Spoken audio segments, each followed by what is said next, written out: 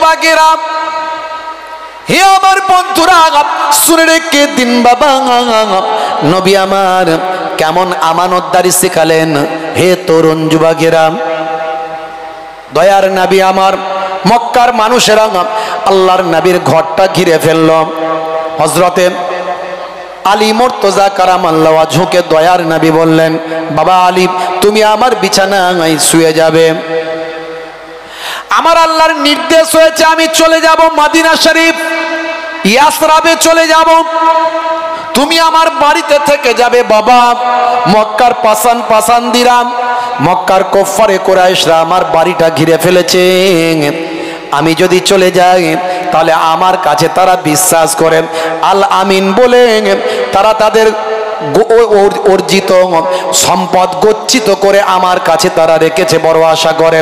কারণ মক্কার বুকে তখনও মাইট ইজ রাইট ছিল, যোজ্জার মূল্য তার।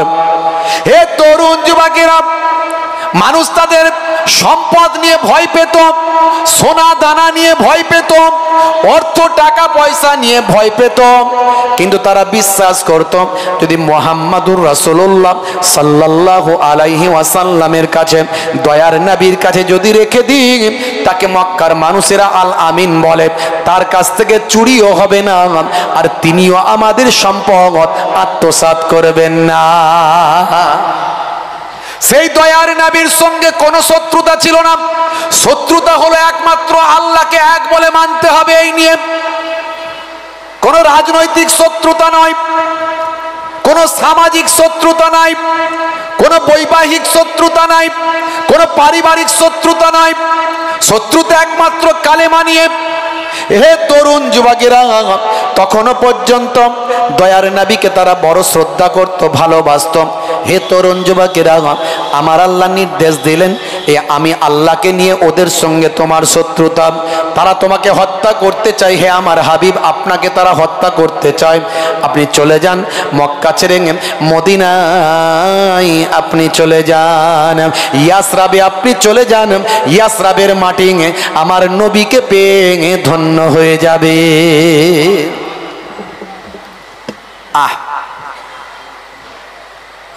আল্লাহর নবীর জন্মের 50 বছর আগে ইয়ামান থেকে একজন বাদশাহ এসেছিলেন, তার নাম হলো বাদশাহ তাবের। তিনি সারা পৃথিবী ভ্রমণ করছিলেন। ভ্রমণ করতে করতে করতে করতে রাজ হালতে একেবারে হাতি ঘোড়া বনাঢ্য সংবর্ধনা নিয়ে, বিশাল তার বহর নিয়ে সারা পৃথিবীর বিভিন্ন জায়গা, নামি দামি জায়গাগুলো সব ভ্রমণ করছিলেন। করতে করতে চিন্তা করলেন একটু মক্কা শরীফে যায়, সারা দুনিয়ার মানুষ কাবা ঘরে যায়, সে কাবা ঘরে একটু গিয়ে ঘুরে আসি। হে তরুণ যুবকেরা, কাবা ঘরের যখন সামনে এলেন, কাবা ঘরের খাদেম ছিলেন, হে জওয়ানেরা, যুবকেরা, কাবা ঘরের যারা খাদেম ছিলেন তারা কিন্তু বাদশাকে সম্মান করল না। পৃথিবীর যে প্রান্তে তিনি গেছেন সেখানকার মানুষ বাদশাকে আহলান সাহালান ওয়েলকাম স্বাগতম জানিয়েছে, কিন্তু কাবা ঘরের সামনে যখন গেছেন, মক্কা শরীফে গেছেন, মক্কা শরীফে কাবা ঘরের খাদেমরা সম্মান করল না। বাদশা বললেন, বাবা আপনারা কি আমাকে চিনতে পারেন না? আমাকে তো আপনাদের কোনো সম্মান দেখালেন না, কি ব্যাপার, কারণটা কি একবার বলেন।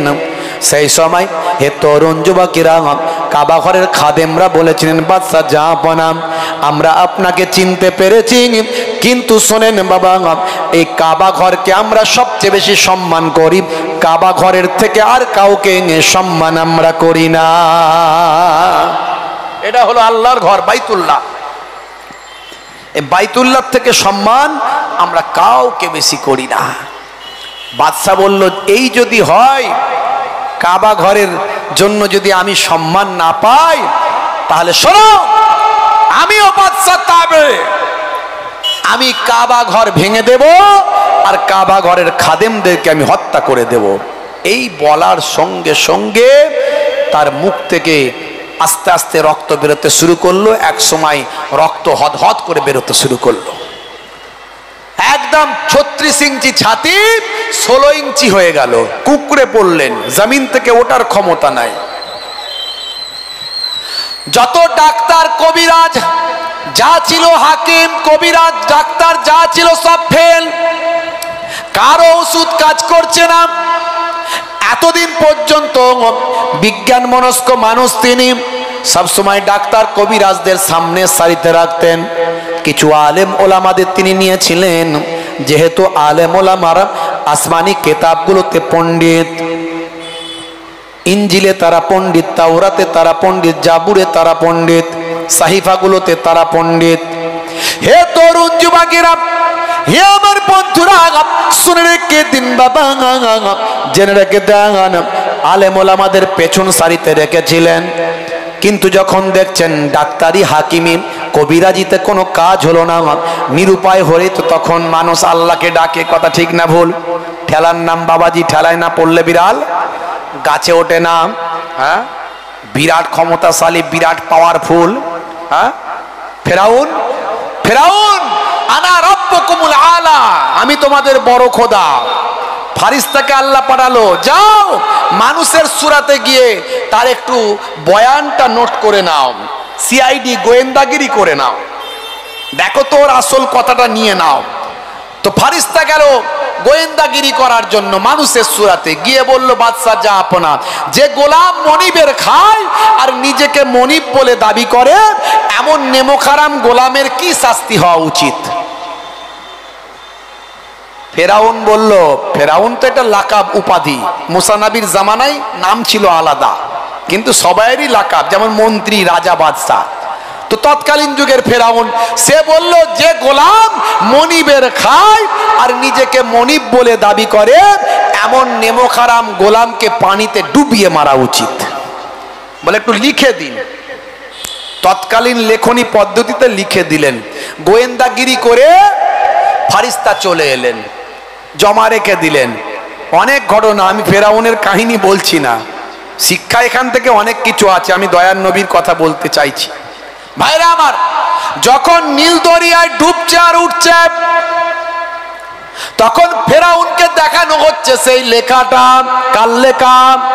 বলছে তো আমারই লেখা। কি লেখা আছে? যে গোলাম মনিবের খায়, নিজেকে মনিব বলে দাবি করে, এমন নেমোখারাম গোলামকে পানিতে ডুবিয়ে মারা উচিত। সর্বনাশ করেছে, আমি তো সেই গোলাম, ভুল করেছি। এখন আমি মুসা নবীর কালেমা পড়তে চাই। ফারিস্তা বলল, আর হবে না, তুমি এত বড় বদমাইশ গোলাম, এত বড় শয়তান গোলাম, তোমাকে আমি সারা পৃথিবীর মানুষের কাছে একটা নমুনা করে দেব। হে তরুণ যুবকেরা, হে আমার বন্ধুরা, আলিয়াউমা নুনাজ্জিকা বিবাদানিকা লিতাকুনা লিমান খালফাকা আয়াত, আমি তোমাকে আজকের দিনে তোমার জেসেমটাকে রক্ষা করে দেব, আজকের দিনে তোমার জেসেমটাকে বাঁচিয়ে দেব।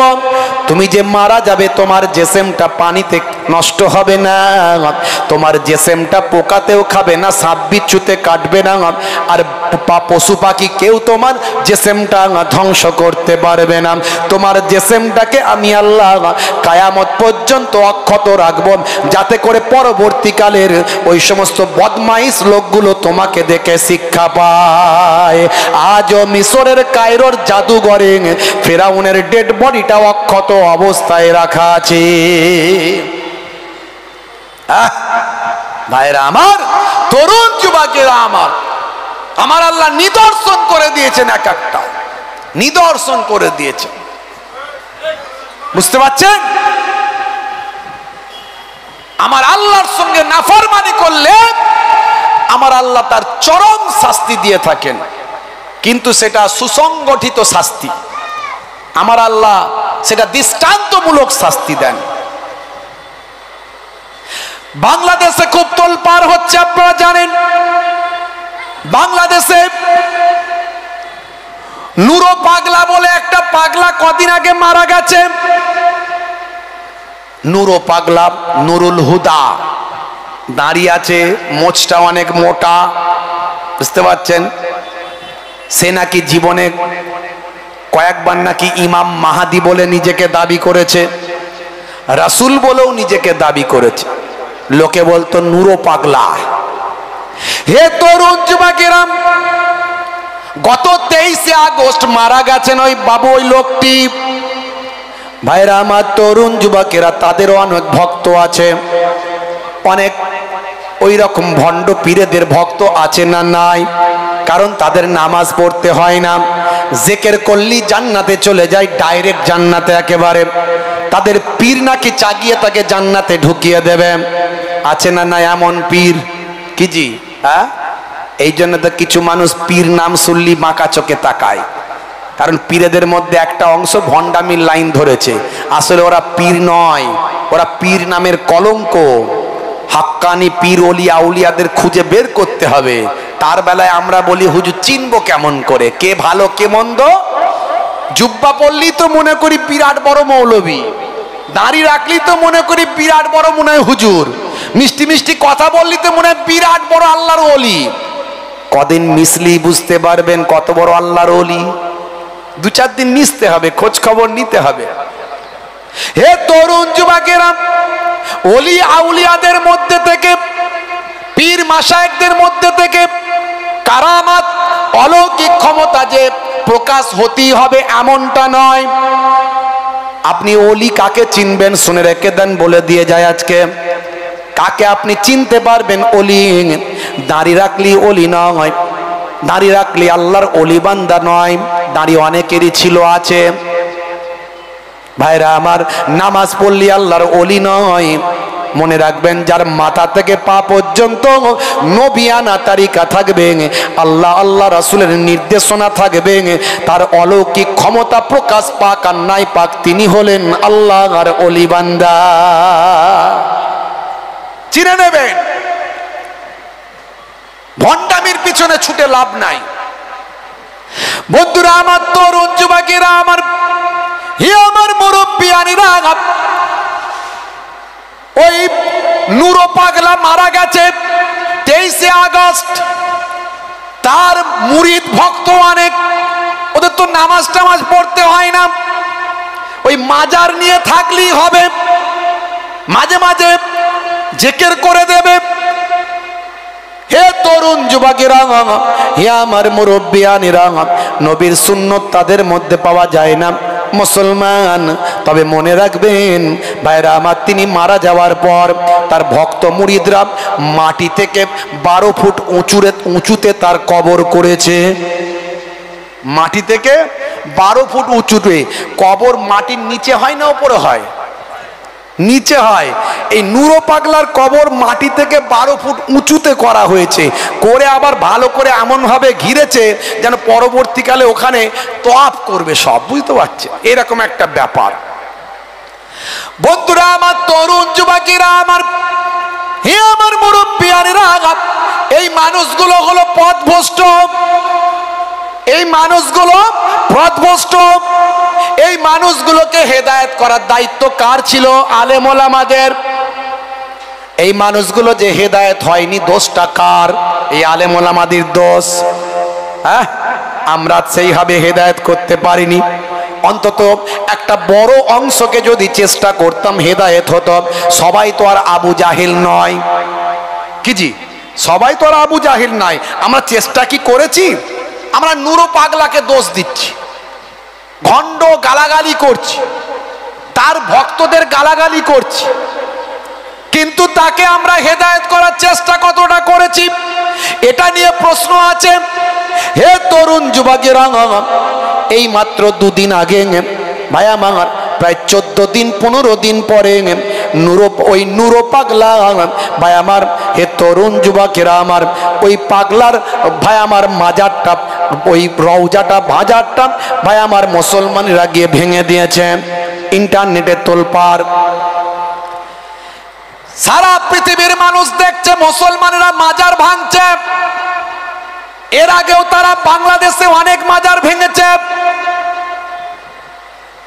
হে তরুণ যুবকেরা, নুরো পাগলার মাজার ভেঙেছে। শুধু তাই নয়, সবচেয়ে আশ্চর্যের ব্যাপার হলো নুরো পাগলাকে একটা সিন্দুকের ভিতরে দাফন করা হয়েছিল। সেই সিন্দুক থেকে তারা টেনে হিঁচড়ে বের করেছে। ওই সিন্দুক থেকে বের করে ভাই আমার বাইরে নিয়ে গিয়ে সকলের মাঝখানে নুরো পাগলা আমার দেহটা জ্বালিয়ে দিয়েছে। সে একজন মানুষ, আমি মানছি সে মুসলমান নয়। তারা যেটা করেছে এটা অন্যায় কি অন্যায় নয়? জোরে বলেন, এটা তো নবীর আদর্শ কি? এটা আদর্শ নয়। তাহলে ভুলটা কে, ঠিকটা কে করলো, ভুলটা কে করলো? নুরো পাগলার লোকেরাও ভুল করেছে, ওরাও আল্লাহ বাদ দিয়ে গায়রুল্লাহতে ইবাদত করেছে, ভণ্ডামি করেছে। আর আমরা যারা যারা বলে যে আমরা সাচ্চা মুসলমান, এরাও কি করেছে? ওই রকম একজন মানুষের কবর থেকে বের করে তাকে, একটা মানুষ তো রে বাবা, সারা পৃথিবীর মানুষ নিউজ হলো মুসলমানরা দেখো একটা কবরস্থ মানুষকে বের করে তাকে জ্বালিয়ে দিচ্ছে। ছি ছি ছি ছি ছি, বদনামটা কার হলো? কথা ঠিক না ভুল? হে তরুণ যুবকেরা, হে আমার বন্ধুরা, শুনে রেখে দিন বাবা, জেনে রেখে দেন, এখনো পর্যন্ত বাংলাদেশ মুসলিম রাষ্ট্র নয়। যদি মুসলিম রাষ্ট্র হতো তাহলে এই কবর মাজার ভাঙবে কি রাখবে, কোনটা কি করতে হবে সেটা রাষ্ট্রের ব্যাপার। জনগণ কখনো আইন হাতে তুলে নিতে পারে না। কথা ঠিক না ভুল? ইসলাম রাইট দেয়নি যে আপনি হাতে তুলে নেবেন। রাষ্ট্রপ্রধান যদি তোমাকে বলেন ওখানে গিয়ে এটা করো, তবে আপনি সেটা করতে পারেন। নিজের ইচ্ছায় এটা করা যায় না। এতে ইসলামের উপকারের জায়গায় অনেক বেশি ক্ষতি হয়। হে তরুণ যুবকেরা, হে আমার বন্ধুরা, আজও মুসলমান আমরা সঠিক ধারণার মধ্যে নাই, বিভ্রান্ত ভাবে জীবন যাপন করছি। তার কারণ কি? একটাই কারণ, শিক্ষা আমাদের বেড়েছে। বাংলাদেশে অনেক আলেম, অনেক মৌলানা, অনেক মুফতি, ঘন ঘন মাদ্রাসা, ঘন ঘন মসজিদ, শিক্ষা অনেক বেড়েছে, এলেম অনেক বেড়েছে, আলেম অনেক বেড়েছে, মৌলানা মুফতি হাজি গাজী অনেক বেড়েছে, কিন্তু নবীর আদর্শ নিয়ে বেঁচে থাকার মানুষ কমেছে। নবী পাকের আদর্শ নিয়ে বেঁচে থাকার মানুষ কমেছে। কথা ঠিক না ভুল বলেন? হ্যাঁ, আপনি একটা অমুসলিমকে ঘৃণা করতে পারেন না, আপনি একটা ইহুদিকেও ঘৃণা করতে পারেন না। এটা আমার ইসলাম শিখিয়েছে। একটা লাশ আপনি কবরস্থ করে, একটা লাশ, সে কাফের হোক, বেঈমান হোক, মুশরিক হোক, যাই হোক, যত বড়ই অপরাধী হোক, তাকে আপনি বের করে আল্লাহু আকবার স্লোগান দিয়ে জিন্দা জ্বালিয়ে দিচ্ছেন। এটা হতে পারে না, এর নাম ইসলাম নয়। আমার নবী ওয়াজ করছেন, আল্লাহর নবী ওয়াজ করছেন, সাহাবায়ে কেরামরা মনোযোগ দিয়ে ওয়াজ শুনছেন। সেদিক দিয়ে একজন ইহুদি মানুষের ডেড বডি নিয়ে যাওয়া হচ্ছে। একজন ইহুদি মানুষ মারা গেছে, তার ডেড বডিটা নিয়ে যাওয়া হচ্ছে। আল্লাহর নবীর পাশ দিয়ে যখন ইহুদি ভাইরা নিয়ে যাচ্ছে, দয়ার নবী আমার ওয়াজ বন্ধ করে সঙ্গে সঙ্গে দাঁড়িয়ে সম্মান প্রদর্শন করছে। জোরে হবে না? আপনাদের মনে হয় আমার কথা পছন্দ হচ্ছে না? হ্যাঁ, চলো লড়তে হবে, এরকম হলে ভালো হয় নাকি? আল্লাহর নবী উঠে দাঁড়িয়ে সম্মান দিচ্ছেন। সাহাবায়ে কেরামেরা বলছেন হাজা মাইয়াতুল ইয়াহুদ, এটা হলো ইহুদির ডেড বডি।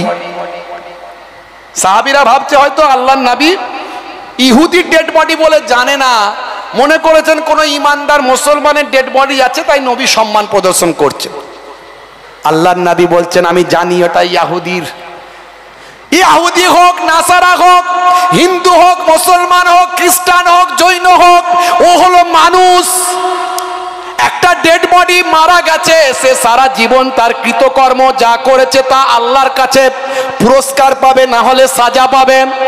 ওই ডেড বডি যখন চলে যাচ্ছে তাকে সম্মান করা আমার কর্তব্য। জোরে বলুন সুবহানাল্লাহ।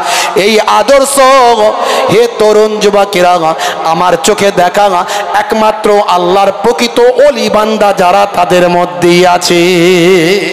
এই জন্যে ওলি আল্লাহর দরবারে যেতে হয়, হাক্কানি পীর ধরতে হয়, তবে আপনার অহংকার, তবে আপনার ক্রোধ, তবে আপনার লোভ, এগুলোকে আপনি আপনার ট্রিটমেন্ট হবে, সেই ট্রিটমেন্টটা হবে। আল্লাহর নবী আল্লাহ রাসূলের বাড়িটাকে ঘিরে ফেলেছে।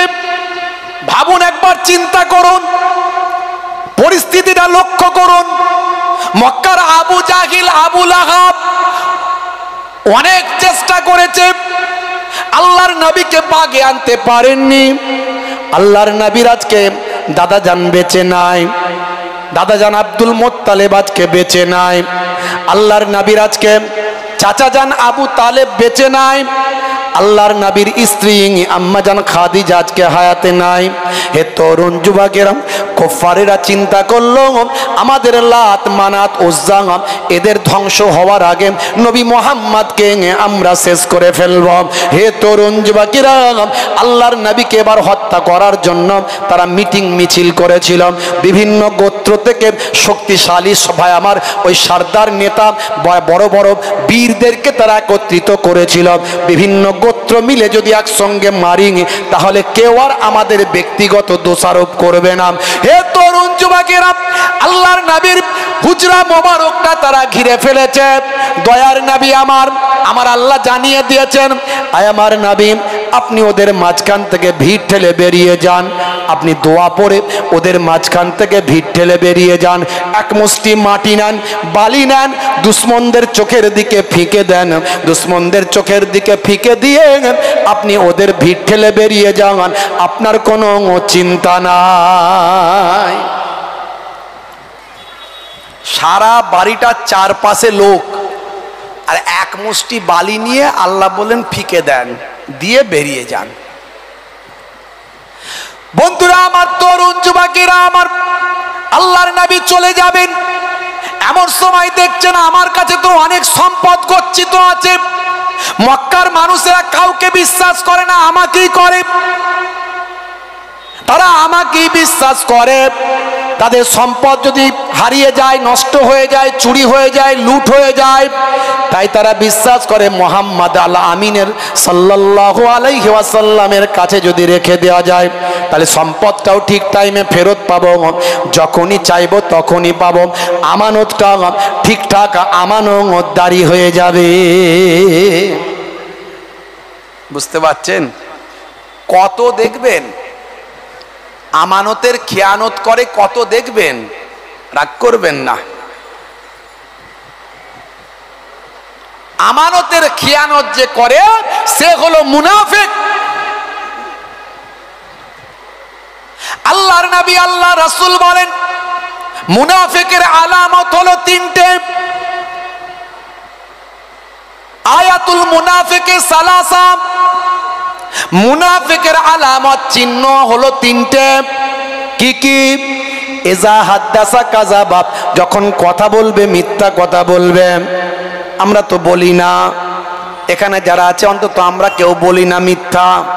হ্যাঁ, বলে হুজুর মিথ্যা না বললে কি আর ব্যবসা চলে?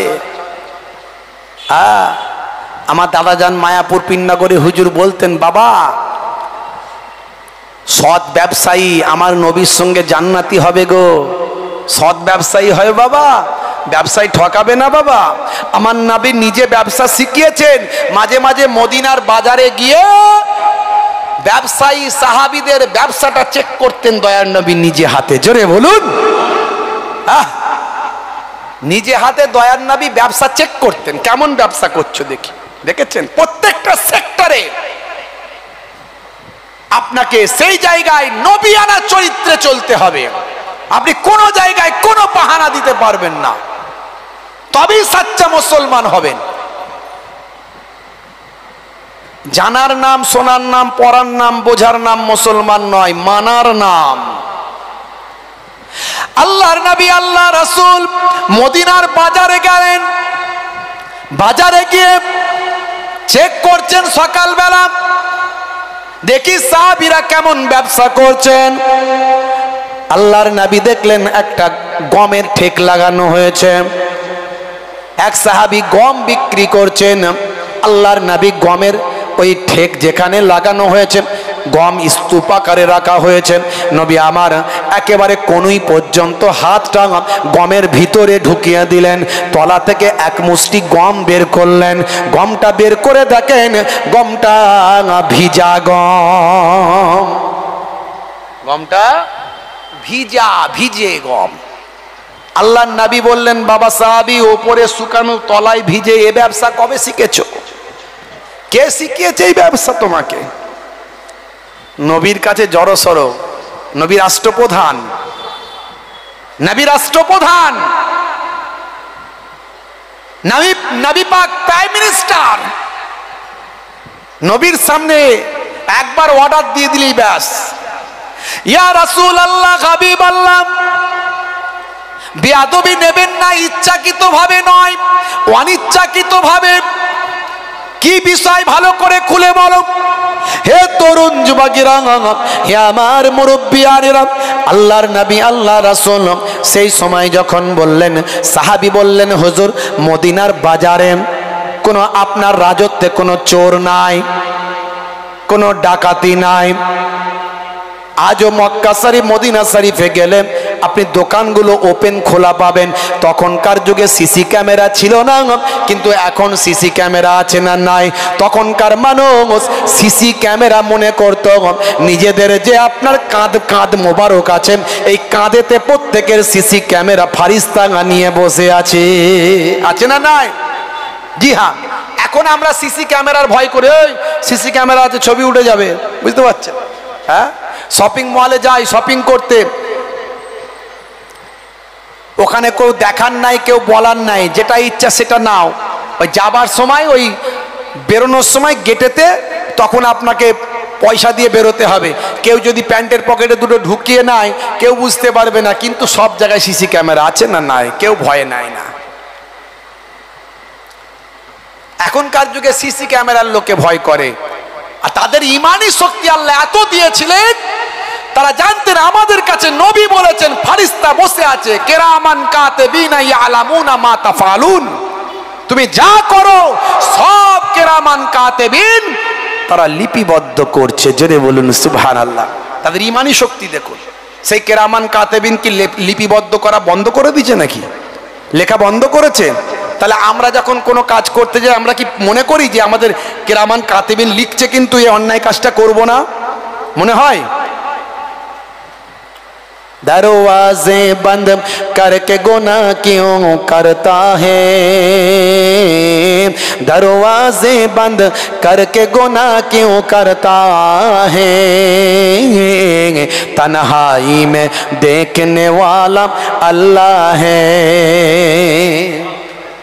কে দেখছেন? জোরে বলেন। নাহানু আকরাবু ইলাইহি মিন হাবলিল ওয়ারিদ, বান্দা তোমাদের গর্দানের সাহার আগের থেকে আমি আল্লাহ আরো তোমাদের নিকটে। জোরে বলুন সুবহানাল্লাহ। হে তরুণ যুবকেরা, হে আমার বন্ধুরা, হে আমার মুরব্বিয়ানেরা, এমন সময় ব্যবসায়ী সাহাবী বলেছিলেন, ইয়া রাসূলুল্লাহ, হাবিবাল্লাহ, আপনার রাজত্বে মদিনায় কোনো চোর নাই, কোনো ডাকাত নাই, কোনো ব্যবসা লুট হয়ে যাবার ভয় নাই। গতকাল মাগরিব পর্যন্ত যা বিক্রি করেছিলাম সেটা রেখে দিয়ে চলে গিয়েছিলাম। রাতের বেলা শিশির বিন্দু পরে একটু ভিজে গিয়েছে হুজুর, আর শুকানো গমটা নিয়েছে তার উপর ঢেলে দিয়েছি, বুঝতে পারিনি হুজুর। হুজুর বেয়াদবি নেবেন না, অনিচ্ছাকৃতভাবে হয়েছে। আগামী দিন থেকে এই রকম ব্যবসা আর করব না। আল্লাহ নাই সাহাবী দেখবে বাবা, ওজনে ঠকাবে না। এই যে ভিজে গমের ওয়েট বেশি না কম? ওয়েট বেশি হয়ে যাবে বাবা, করবে না। নবী ব্যবসা শিখিয়েছেন। বলে হুজুর মিথ্যা না বললে ব্যবসা হয়? হ্যাঁ, মিথ্যা না বললে ব্যবসা হয়? আমি বলি মিথ্যা বলবেন না, ঘুরিয়ে বলবেন। মাঝে মাঝে আমাদেরকে জিজ্ঞাসা করে হুজুর কত দূরে আছেন, রাস্তায় বলে হুজুর কত দূরে আছেন। কমিটির লোক 5 রকম লোক আছে ভাই, যে জীবনে কোনোদিন নামাজ পড়ে না সেও কমিটির লোক। হুজুর একটু দেরি করলে সেও চিৎকার শুরু করে দেয়, বুঝতে পারছেন? হ্যাঁ, কি রে বাবু? হ্যাঁ, তো বাবা ওই রকম বলার দরকার নেই। এমন কথা বলো আবু হানিফা হুজুরের মাসলায় চলো, কোনো সমস্যা নাই। কত দূরে আছেন? রাস্তায় আছি, ব্যাস। বেশি কথা বলবে না, পাকামো বেশি করলে দাওয়াত ক্যান্সেল করে দাও, কোনো অসুবিধা। আমার সিম্পল কথা, দাওয়াতের ভুকা নিয়ে চলি না। আল্লাহ যতটুকু দেবেন তাকদিরে যা লিখেছেন ওটাই হবে। তাকদিরকে বিশ্বাস করো, চলো এগিয়ে চলো। তোমার তাকদিরে যতটুকু লেখা আছে ততটুকুই তুমি পাবে, তাতে বেশিও পাবে না কমও পাবে না। তাহলে ভাবনা কিসের? আমার লস হলে আমি একটু আফসোস করি না। আমার দিনের দিন কত জলসা ক্যান্সেল হয়, হুজুর পানি হয়েছে, হুজুর মারপিট হয়েছে, বুঝতে পারছি, আরো কত কি হয়েছে। ঠিক আছে বাবা, কোনো রাগও নাই, তাপও নাই, ঝগড়াও নাই, কিচ্ছু বলি না। যতগুলো অনেকেই খবর নেবেন, কেন বলি না? কারণ আমার মনে হয়েছে তাকদির আমার এটাই লেখা ছিল, এই জন্য হয়েছে। ওর কি ক্ষমতা আছে জলসা ক্যান্সেল করার? এটা আমার তাকদিরে আছে বলে হয়েছে, যাবো না তো কি হবে, আল্লাহ চালিয়ে দিলেই হলো, ব্যাস। আবার কি আছে? হে তরুণ যুবকেরা, হে আমার বন্ধুরা, আল্লাহর নবীর আখলাক গুলো বলছি, আমার নবী কি শিখিয়েছেন সেটা বলছি, কিভাবে মানবেন সেটা বলছি। জীবন জিন্দেগির আলোচনা অনেক শুনেছেন। নবী পাকের জন্ম হয়েছিল 570 খ্রিস্টাব্দে মক্কার কুরাইশ গোত্রে, আব্দুল্লাহর ঘরে মা আমিনার কোলে। চাচা হলেন আবু তালিব, দাদা হলেন আব্দুল মুত্তালিব। জন্মের সময় এই হয়েছিল, ওই হয়েছিল, অনেক কিছু হয়েছিল।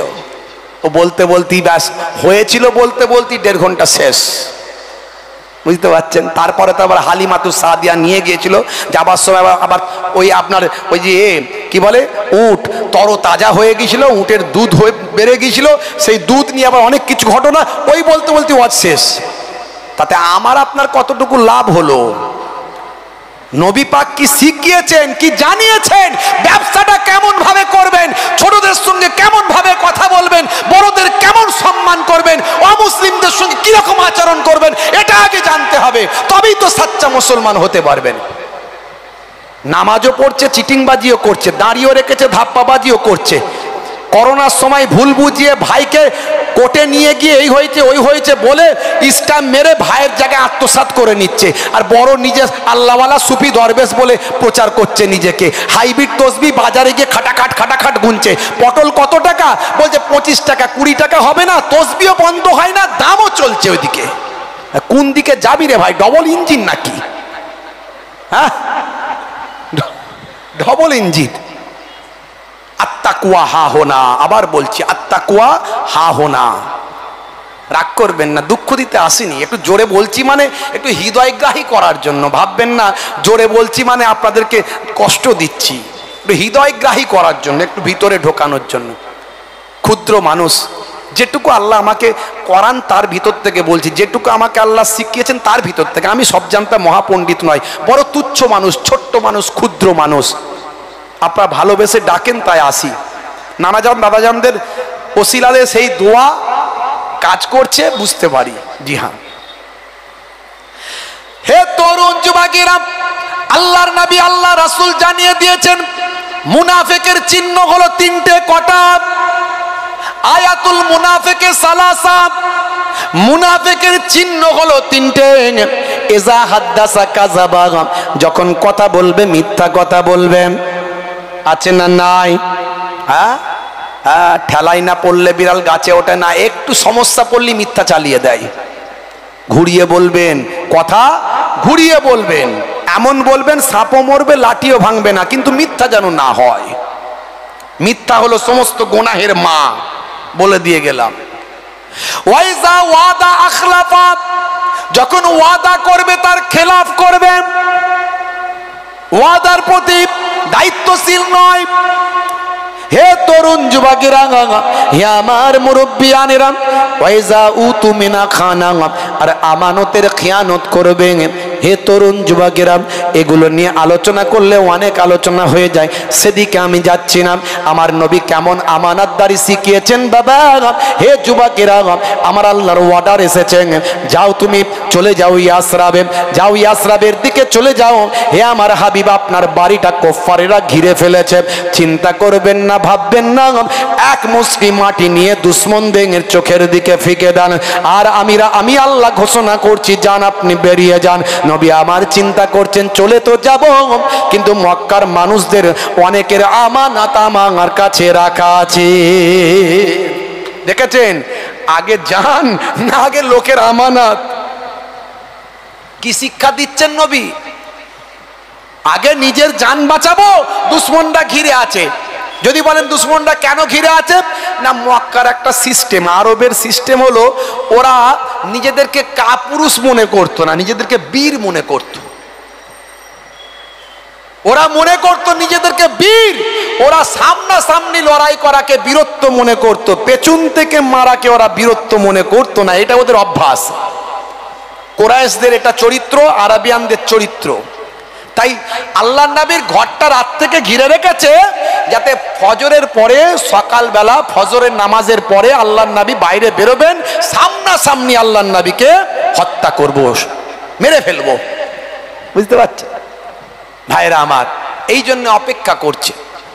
এমন সময় আল্লাহর নবী হযরতে আলী মুর্তজা কারামাল্লাহু ওয়াজহুকে সব বুঝিয়ে দিলেন পায়ে পায়ে, এটা অমুকের, ওটা অমুকের, ওটা অমুকের, ওটা অমুকের। এই নাও বাবা আলী, তুমি আমার বিছানায় থাকো, দুশ্মনরা তোমাকে পাবে, আমাকে পাবে না, তোমাকে আর মারবে না, আর আমি চলে যাই। তারপরে তুমি তোমার গচ্ছিতগুলো সব বুঝিয়ে দিয়ে তুমি চলে এসো। দেখেছেন, আলী মুর্তজা হুজুরকে নিজের আগে সব গচ্ছিতগুলো বুঝিয়ে দিলেন। আল্লাহর নবী আমানতের খিয়ানত কোনোদিন করেননি, নবী শিখিয়েছেন। সেই নবী আমার ঘর থেকে যখন বেরোচ্ছেন, এক মুষ্টি মাটি নিয়ে দুশ্মনদের চোখের দিকে ফিকে দিলেন। দেওয়ার সঙ্গে সঙ্গে দুশ্মনের দলেরা সব অন্ধ হয়ে গেল, কিছু সময়ের জন্য কানা হয়ে গেল। আল্লাহর নবী তাদের মাঝখান থেকে ভিড় ঠেলে বেরিয়ে গেলেন। হে তরুণ যুবকেরা, হে আমার মুরব্বিয়ানেরা, আমার আল্লাহ জানিয়ে দিলেন, আমারা মাইতা ইজরা মাইতা ওয়ালাকিন্নাল্লাহ হারামা। হে আমার হাবিব, আপনি ফেকেননি, ফেকেননি। আমার রামাইতা ইজ রামাইতা, যখন আপনি ফিকেছিলেন। কত সুন্দর কথা, আপনি ফেকেননি, যখন আপনি ফিকেছিলেন। কথাটা কত সুন্দর দেখুন, আল্লাহ শুরু করছেন আমার রামাইতা ইজ রামাইতা। মা মানে না, নেগেটিভ, লা মিন্স লা, না। আপনি ফেকেননি, রামা মানে ফেকা। আপনি ফেকেননি ইজ রামাইতা, যখন আপনি ফিকেছিলেন। ওয়ালাকিন্নাল্লাহ রামা, বরং আমার আল্লাহ তিনি তো ফিকেছিলেন। আমি আল্লাহ আপনার পক্ষ থেকে ফিকেছিলাম। আল্লাহর নবী এক মুষ্টি মাটি ফিকেছিলেন, বালি ফিকেছিলেন। সারা ঘরের আশপাশে যত মানুষ দুশ্মনে রাসূল ছিল সবাই অন্ধ হয়ে গেল। হে তরুণ যুবকেরা, কাবা শরীফের সামনে নবী গেলেন। যারা মুসলমানদের দেশপ্রেম নিয়ে প্রশ্ন তোলে, আমি বলি তাদের কিছু একটা গন্ডগোল আছে, তাই মুসলমানদের দেশপ্রেম নিয়ে প্রশ্ন তুলছে। তার কারণ হচ্ছে তারা সব জানে, জেনে শুনে মুসলমানদের দেশপ্রেম নিয়ে প্রশ্ন তোলে। কারণ যখন ইংরেজদের সঙ্গে ভারতবর্ষের বীর সৈন্যদের লড়াই হয়েছিল, তখন মুসলমানরা কম বেশি প্রায় 5 লক্ষ মানুষ ইংরেজদের বিরুদ্ধে দেশের জন্য লড়াই করে নিজেদের জীবনটা উৎসর্গ করেছিল। হে তরুণ যুবকেরা, যখন ক্ষুদিরাম বসুকে বাঁচানোর জন্য কোর্টে মামলা হয়েছিল, ইংরেজ কোর্টে যখন মামলা হয়েছিল, ক্ষুদিরাম বসুর যাতে ফাঁসি হয় তার জন্য আজকে যারা মুসলমানদের সার্টিফিকেট চায়, তারা চাইছিল ক্ষুদিরাম বসুর কি করে ফাঁসি দেওয়া যায়। ইংরেজদের পক্ষে হয়ে তারা মামলা করেছিল, লড়াই করছিল, অ্যাডভোকেট বা আমার আইনজীবী লড়ছিল। আর ক্ষুদিরাম বসুকে বাঁচানোর জন্য মুসলিম অ্যাডভোকেট ক্ষুদিরাম বসুকে রক্ষা করার জন্য লড়াই করছিল। এটাই হলো মুসলমানদের দেশপ্রেম।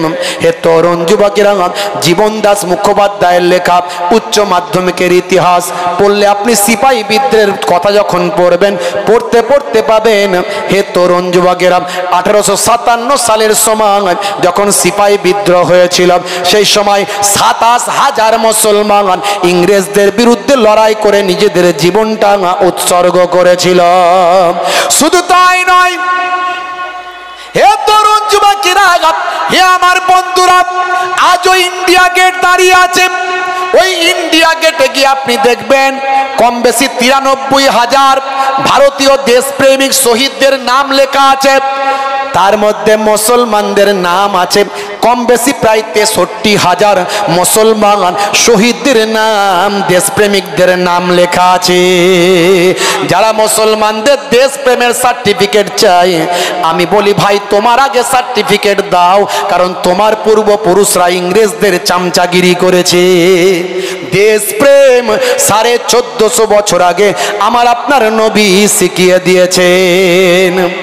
কাবা শরীফের সামনে দিয়ে যখন আল্লাহর নবী যাচ্ছিলেন, সেই সময় আল্লাহর নবী কাবা শরীফকে লক্ষ্য করে বলেছিলেন, হে কাবা, আমি তোমার দেশে থাকতে চেয়েছিলাম, কিন্তু তোমার দেশের মানুষেরা আমাকে থাকতে দিল না। হে কাবা, তোমাকে ছেড়ে যেতে আমার মনটা বড় কষ্ট হয়। আমি তোমাকে ছেড়ে চলে যাচ্ছি, তুমি সাক্ষী থেকো, তুমি আমার মাতৃভূমির কাবা, তোমাকে ছেড়ে যেতে আমার কষ্ট হয়। আমি আমার দেশকে বড় ভালোবাসি, আমি দেশপ্রেমিক, দেশকে ছেড়ে যেতে আমার কষ্ট হয়, কিন্তু কাবা তোমার দেশের মানুষেরা আমি রাসূলকে থাকতে দিল না। আল্লাহর নবীর কথা থেকে দেশপ্রেমের ফোয়ারা ঝরে ঝরে পড়েছিল।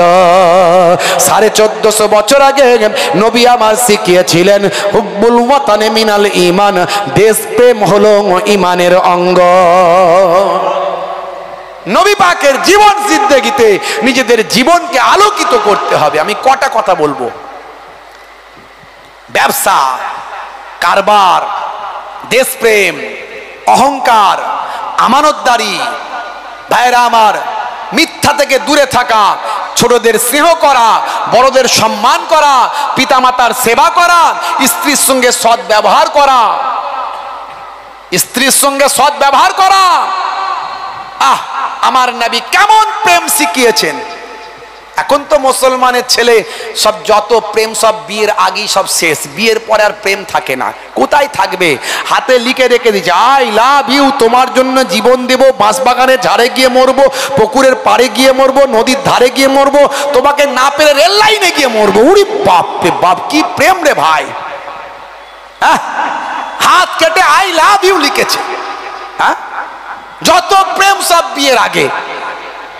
সে বিয়ে না দিলে ছেলে বলে মরে যাব, মেয়ে বলে মরে যাব, বাম্মা যুক্তি করে বলে সর্বনাশ, যা হবে হবে গো, আগে বিয়েটা দিয়ে দাও গো। বিয়ে শাদী হলো 1 বছর 2 বছর চলতে না চলতি একটা নান্না মুন্না যেই হলো, ভাই আমার ভালোবাসা যেন কোনটা দিয়ে আস্তে আস্তে কমতে কমতে কমতে কমতে সব জানালার দরজা দিয়ে বেরিয়ে গেল। এবার প্রত্যেক দিন রাতের বেলা শুধু 220 440 ঢিসুম ঢাসাম ঢিসুম ঢাসাম, ক্রিকেট বল, ফুটবল, উড়িষ্যা কি ধাক্কা ধাক্কি মারপিট রে ভাই। পাশ দিয়ে গেলেই বলে ও বাবা লেগে গেছে ফের আজকেও। বুঝতে পারছে? আসলে প্রেম ভালোবাসা কিছু নাই। নবী আমার শিখিয়েছে প্রেম কাকে বলে। আমার নবী প্রেম কাকে বলে শিখিয়েছেন। নবী পাকের জীবনী পড়ুন, চটি বইগুলো পড়ুন, আপনি আপনার জীবনটা পাল্টে যাবে বাপ। আমি একটুখানি শুধু বলার চেষ্টা করলাম যে রাসূলের আখলাকে, চরিত্রে, আলোতে নিজেদের জীবনকে আলোকিত করুন। জানার নাম, শোনার নাম ইসলাম নয়, মুসলমান নয়। মানার নাম, মেনে চলার নাম, বাস্তবায়িত করার নাম মুসলমান। আল্লাহ বলছেন ওয়ালা তামুতুন্না ইল্লা ওয়া আনতুম মুসলিমুন, ততক্ষণ পর্যন্ত সাচ্চা মুসলমান যতক্ষণ না হবি ততক্ষণ মরবি না। এখন বুকে হাত দিয়ে চিন্তা করলেই পাওয়া যাবে আমি সাচ্চা মুসলমান হয়েছি কিনা। সকালবেলা লটারির টিকিট কাটি না তো, মিথ্যা কথা বলি না তো, সুদের কারবার করি না তো, ভাষা দিয়ে জবান দিয়ে কাউকে খারাপ দুঃখ দিই না তো, যদি এই সব এতগুলো ওজনে ঠকাই না তো, আলছেটে বাড়াই না তো, এই অনেক কিছু, এইগুলো যদি না করি আপনি নিজেই বুঝতে পারবেন যে আলহামদুলিল্লাহ আমি একজন সাচ্চা মুসলমান হয়েছি, কিন্তু কাউকে বলবো না আমি সাচ্চা মুসলমান হয়েছি। কারণ আল্লাহ কবুল করলে তবে, আল্লাহ কখন হেদায়েত দেন আর কখন বেহিদায়েত করে দেবেন আমি জানি না। আমার আচরণ যদি খারাপ হয় আমাকে বেহিদায়েত করে দেবেন আল্লাহ। আমার আল্লাহই পারেন ইচ্ছা করলে হেদায়েত দিতে। ততক্ষণ পর্যন্ত ওই কওম, ওই জাতি, ওই সমাজকে আমি আল্লাহ হেদায়েত দিই না যতক্ষণ না সে হেদায়েত হওয়ার চেষ্টা করে। আমার আল্লাহ কোরআন মাজিদে বলেন ফাযাক্কির ফাইন্না যিকরা ইন তানফাউল মুমিনিন, you keep telling believers will benefit. ফাযাক্কির ফাইন্না যিকরা তানফাউল মুমিনিন, হে নবী আপনি ওয়াজ করতে থাকুন, আপনার ওয়াজটা ঈমানদারদের উপকারে লাগবে। জোরে বলুন ভাইরা আমার, আমার আল্লাহ ঈমানদার বান্দাদের উপকারে দেবেন ওয়াজ। যাই হোক, আল্লাহ রাব্বুল আলামিন আমাদের কবুল ও মঞ্জুর করেন। কি এটা কি এটা মুসাম্বি নেবু, মাশাআল্লাহ। একটুখানি ভাইরা বলছেন যে আল্লাহ করে পরে আপনারা দেবেন, পরে তোলা হবে তো নাকি? তবে আপনি সাচ্চা মুসলমান হতে পারবেন। জানার নাম ঈমান নয়, জানার নাম মুসলমান নয়, মেনে চলার নাম হলো মুসলমান। অনেক বড় বড় পণ্ডিত আছে, তারা অনেক কিছু জানে, আমি আপনি কি জানি বলেন তো? তাতেই তো আমরা বিরাট বড় বড় সব হাস্তি হয়ে গেছি। ওরে সব জানতা মহাপণ্ডিত, বুঝতে পারছেন? হ্যাঁ, আমি আপনি কতটা জানি? আইজাক নিউটন সারা পৃথিবীর মানুষ তাকে চেনে। সে বলছে জ্ঞানের সাগরে আমি নুড়ি পাথর খুঁজে বেড়াচ্ছি। আমি তার এই কথাটাকে গুরুত্ব দিচ্ছি না, তার এই কথাটাকে গুরুত্ব দিচ্ছি যে তার মধ্যে কতটা বিনয়ী চিন্তা ভাবনা ছিল। সে একটা মুসলমান ছিল না, মুসলমান না হয়েও কতটা বিনয়ী, যে বিনয়ের কথা আমার নবী জানিয়েছেন। তোমার আমিত্বকে তুমি নষ্ট করে দাও, অহংকারকে শেষ করে দাও। ইন্নাল্লাহা লা ইউহিব্বুল মুতাকাব্বিরিন, অহংকারকে ত্যাগ করো। আমরা পয়সা হয়েছে পয়সার অহংকার, ক্ষমতা হয়েছে শরীরের অহংকার, পেছনে লোকবল হয়েছে, জনবল হয়েছে, মস্তান নেতা তার একটা অহংকার। আর আমার মতো মৌলবীদের একটু পেটে বিদ্যা বুদ্ধি যেটুকু যা আছে সেই নিয়ে সে বিরাট ব্যাপার স্যাপার, বুঝতে পারছেন? এতেই আমরা শেষ। হে তরুণ যুবকেরা, হে আমার বন্ধুরা, শুনে রেখে দিন বাবা, জেনে রেখে দেন, শুধু নবী নবী করলে হবে না, নবী পাকের আদর্শকে নিজেদের জীবনে বাস্তবায়িত করতে হবে। ওই যে বললাম, শোনার নাম মুসলমান নয়, জানার নাম মুসলমান নয়, বাস্তবায়িত করার নাম হলো মুসলমান। আমার আল্লাহ বললেন সাচ্চা মুসলমান না হয়ে মরো না। সাচ্চা মুসলমান হতে গেলে আপনি কি করবেন, কাকে কিভাবে সাচ্চা মুসলমান হবেন? হে দুনিয়ার মানুষ শোনো, আমার আল্লাহর দরবারে বলতে পারবেন না যে আমি জানি না। অমুক আলেম খারাপ, আপনার পছন্দ হয় না, যাবেন না। অমুক হুজুর খারাপ, আপনার পছন্দ হয় না, যাবেন না। অমুক পীর সাহেব পীরজাদা খারাপ, যাবেন না।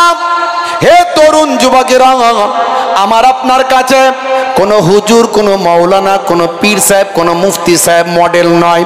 আমার আপনার কাছে আমার আল্লাহ মডেল বানিয়েছেন কাকে? হে দুনিয়ার মানুষ শোনো, লাকাদ কানা লাকুম ফি রাসূলিল্লাহি উসওয়াতুন হাসানা, তোমাদের জন্য তোমাদের নবীর মধ্যে আছে উত্তম আদর্শ। তোমাদের মডেল হলো তোমাদের নবী। নবী পাকের জীবন জিন্দেগি আমরা সব জায়গায় জানতে পারি। মোবাইল খুললে পাবেন, ছোট ছোট বই পুস্তক বেরিয়েছে পাবেন। আপনি নবী পাকের জীবন জিন্দেগির আলোচনা সব জায়গাতে পাবেন। আপনি জানেন না এটা বললে তো হবে না। বন্ধুরা আমার, তরুণ যুবকেরা আমার, হে আমার মুরব্বিয়ানিরা, হে যুবকেরা শোনেন, আল্লাহর নবী কি আখলাক দেখিয়েছেন, কি চরিত্র দেখিয়েছেন। শুধু নামাজ পড়লেই আপনি সাচ্চা মুসলমান হয়ে গেলেন, এটা ভুল ধারণা। শুধু জুব্বা পড়লে আপনি সাচ্চা মুসলমান হয়ে গেলেন, ভুল ধারণা। রমজান মাসে রোজাটা রেখে দিলেন, আপনি ভাবছেন আমি বিরাট বড় আল্লাহওয়ালা, না না, ভুল ধারণা। মুখে দাড়ি থাকলেই বড় নেককার হয়ে গেলেন। হে তরুণ যুবকেরা, বছরে আপনি প্রত্যেক বছরে উমরা হজ করতে যান, ভাবছেন বড় আল্লাহওয়ালা, নাম আপনার মধ্যে যদি নবিয়ানার তারিকা না থাকে, পৃথিবীর কোনো আলেম প্রমাণ করতে পারবেন না আপনি সাচ্চা মুসলমান হতে পেরেছেন। সাচ্চা মুসলমান কাকে বলে? আমার আপনার নবীকে আল্লাহ পাঠিয়েছেন মডেল করে, নবী আনার তারিকা যার মধ্যে থাকবে সেই হলো সাচ্চা মুসলমান। এই জন্যই তো আলেমে হাক্কানি, ওলিয়ে কামেল, যারা প্রকৃত আল্লাহর মাহবুব বান্দা, যারা প্রকৃত ওয়ারাসাতুল আম্বিয়া, আমরা তো বলি আলেমরা ওয়ারাসাতুল আম্বিয়া, আমি বলি না, শুধু আলেমরা বলবেন না, আলেম মানে জ্ঞানী, জ্ঞানী হলি যে ওয়ারাসাতুল আম্বিয়া তা হবে না। আমার নবীর আদর্শ যার মধ্যে আছে এমন জ্ঞানী হলো ওয়ারাসাতুল আম্বিয়া। আল উলামা ওয়ারাসাতুল আম্বিয়া। সেই আলেমগুলো কারা? বা আমাল আলেম। শুধু এলেমওয়ালা আলেম হলে হবে না, বা আমাল আলেম, এলেমও থাকতে হবে, আমলও থাকতে হবে। নবিয়ানা জীবন জিন্দেগিতে তাদের জীবনকে উৎসর্গ করতে হবে। তাদের চেহারা দেখলে আল্লাহ এবং রাসূলের কথা মনে পড়ে যাবে, তাদের ব্যবহারে মানুষ মুগ্ধ হয়ে যাবে, তারা নিজেদের আমিত্বকে নষ্ট করে ফেলবে।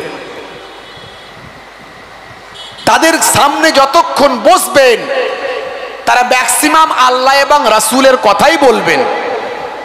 তারা, আপনি যখন তাদের কাছে যাবেন আপনার হৃদয় থেকে হিংসা, লোভ, ক্রোধ, অহংকার, এই যে মনের ট্রিটমেন্ট, ডাক্তার চিকিৎসা করে, বাহ্যিক চিকিৎসা করে, স্বাস্থ্যের চিকিৎসা, শরীরের চিকিৎসা, আর যারা প্রকৃত আলেমে হাক্কানি, ওলিয়ে কামেল, যাকে আমরা বলি ফার্সিতে বলি পীর, যাকে আমরা বলি শেখ, যাকে আমরা বলি ওলি, তাদের কাছে গেলে তারা আপনার হৃদয়ের ট্রিটমেন্ট, অন্তরের ট্রিটমেন্ট করে দেবেন।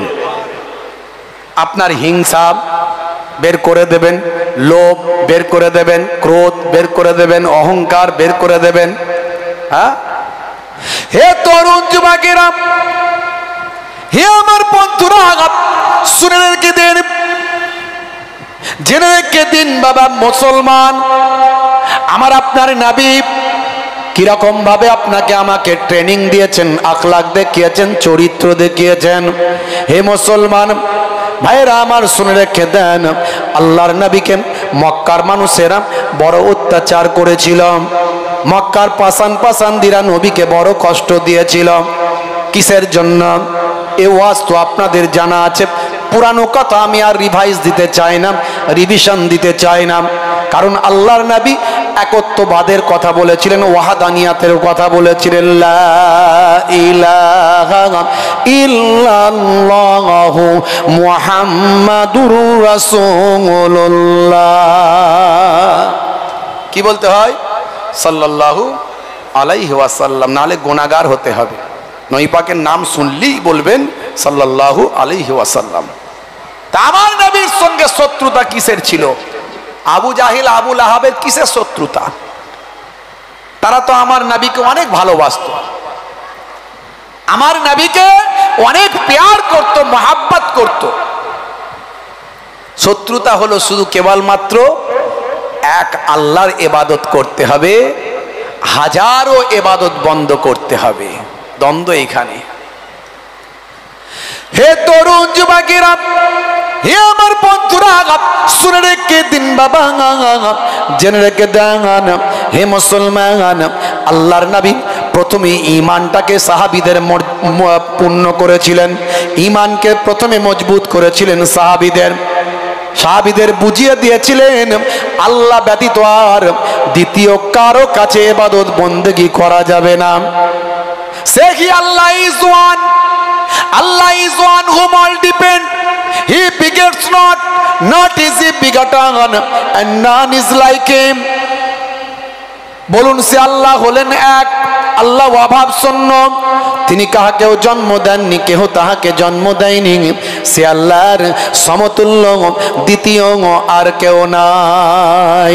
সাহাবায়ে কেরামদের এটা বোঝাতে পেরেছিলেন দয়ার নবী। নবী আমার বুঝিয়ে দিয়েছিলেন, আমি হলাম আখিরি জামানার পয়গম্বর, আমার কাছে ওহী আছে, আমার কাছে কিতাব আছে, আমার কাছে আল্লাহ প্রদত্ত বাণী আছে। তামাম নবীরা যেমন এসেছিলেন, হযরত ঈসা নবী এসেছিলেন, মুসা নবী এসেছিলেন, দাউদ নবী, ইব্রাহিম নবী, সুলাইমান নবী, এইভাবে নবীরা এসেছিলেন। আমি হলাম আখিরি জামানার পয়গম্বর, আনা খাতামান নবিয়িন লা নাবিয়্যা বাদি। আমার পর আর কেউ নবী আসবে না, আমি হলাম শেষ নবী। আল্লাহর নবী সাহাবায়ে কেরামেরা, আমার আপনার নবী সারাটা জীবন ধরে কোনোদিন মিথ্যা কথা বলেন না, চগলখড়ি করেন না, কারো মাল আত্মসাৎ করেন না, কারো সঙ্গে কটু বাক্য প্রয়োগ করেন না, কারো সঙ্গে ভাষা খারাপ করেন না। নবী আমার ত্যাগ তিতিক্ষা, নবী আমার সাবার, ধৈর্য, প্রেম, মহাব্বত, ভালোবাসা, এই সব কিছু তিনি দেখিয়েছেন। নবী যে নবী হবেন, নবীর উপর রেসালাত আসবে, দয়ার নবীর উপর নবুয়ত আসবে, দয়ার নবীর উপর ভাই আমার রেসালাত আসবে, এর নমুনা আমার আল্লাহ জন্ম থেকে শুরু করে তার আগে থেকেই পৃথিবীর মানুষকে আমার আল্লাহ বুঝিয়ে দিয়েছিলেন। এই যে আমার নবী কখনো মিথ্যা কথা বলতে পারেন না, এটা মক্কার মানুষদের হৃদয়ে কিন্তু গেঁথে গিয়েছিল। তাই হযরতে আবু বকর সিদ্দিক রাদিয়াল্লাহু তাআলা আনহু, হযরতে আলী মুর্তজা কারামাল্লাহু ওয়াজহু, এনারা এক বাক্যে আমার নবীর কথা মেনে নিয়েছেন। যদিও আবু জাহিল, আবু লাহাব, এরা ভাই আমার লাত, হুবালাত, উজ্জা, মানাত, এদের এত অন্ধভক্ত ছিল যে এদেরকে ছাড়তে পারেনি, এদের ছাড়তে পারেনি। না, আমরা আমাদের পূর্বপুরুষের ছাড়তে পারবো না। হযরতে আবু তালিব, দয়ার নবীর চাচা যান, ইন্তেকালের আগে পর্যন্ত তিনি কালেমা শরীফ পড়তে পারলেন না, কিন্তু দয়ার নবীকে অনেক ভালোবাসতেন, কারণ নবী কোনোদিন মিথ্যা কথা বলতে পারেন না, নবী কোনোদিন মিথ্যা কথা বলতে পারেন না। এতিম নবী আমার সারাটা জীবন এমন আখলাক দেখিয়েছেন, নবুয়তের আগে, নবুয়তের পরে, যার তুলনা সারা আরবের ভিতর ছিল না। জোরে বলুন সুবহানাল্লাহ।